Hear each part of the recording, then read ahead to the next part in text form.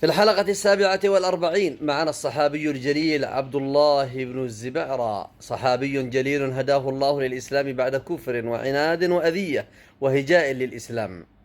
كان من أعظم شعراء الجاهلية. أهدر النبي صلى الله عليه وسلم دمه لأنه كان شديد الأذية للنبي عليه الصلاة والسلام.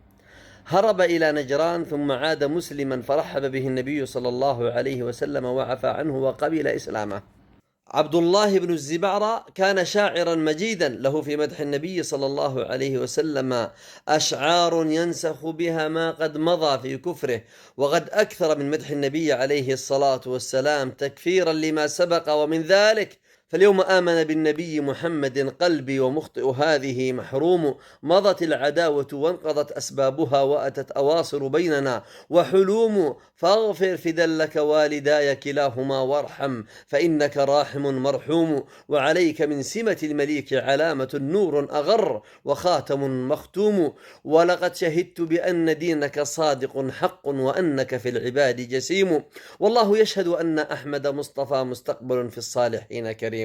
وله في مدح النبي عليه الصلاة والسلام أيضا: فاليوم آمن بعد قسوته عظمي وآمن بعده لحمي لمحمد ولما يجيء به من سنة البرهان والحكم.